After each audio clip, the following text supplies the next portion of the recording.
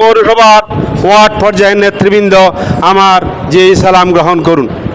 আসলে বক্তব্য আমরা এখানে এই সভাটা করতেছি আগামী 10ই মে যে মহাসমাবেশ হবে ওই সমাবেশ সফল করার জন্য একটা প্রস্তুতি সভা। এখানে বেশি বক্তব্য দেওয়ারও কোনো অবকাশ নেই, সমাবেশ হলে বক্তব্যের অবকাশ থাকে। আমি প্রথমে রব্বুল আলমিনের দরবারে শুকরিয়া আদায় করছি।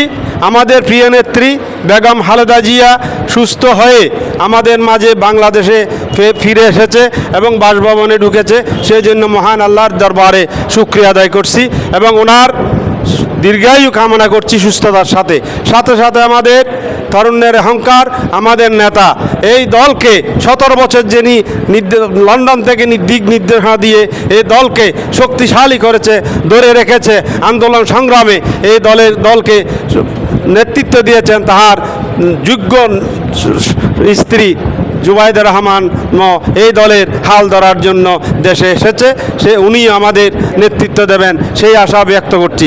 সাথে আমি দু একটি কথা বলবো।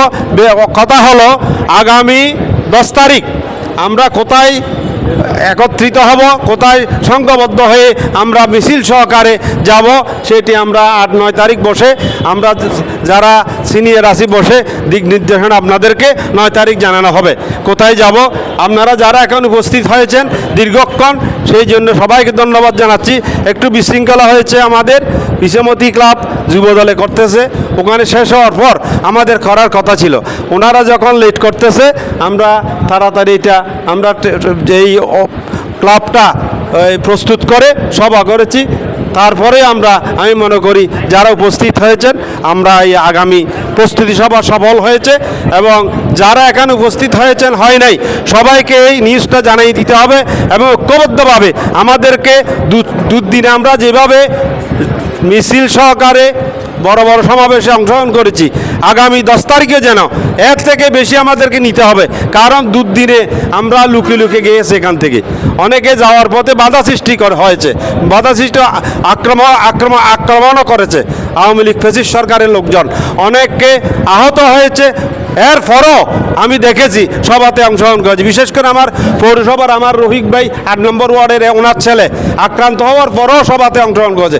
এরকম উপজেলার থেকে অনেক আক্রান্ত হওয়ার পরও দলে সভাতে অংশগ্রহণ করেছে। সেই জন্য আমি আশা করি যখন দুদিনে আমরা ভালো লোক সমাবেশ করেছি, আগামী 10 তারিখে সুদিনে আরও বেশি ডবল করে আমরা আমরা আমাদের মিছিলকে বড় করব এবং সবাইকে সফল করব এই আশা ব্যক্ত করে সবাইকে ধন্যবাদ জানিয়ে আমার সংক্ষিপ্ত বক্তব্য এখানে শেষ করছি।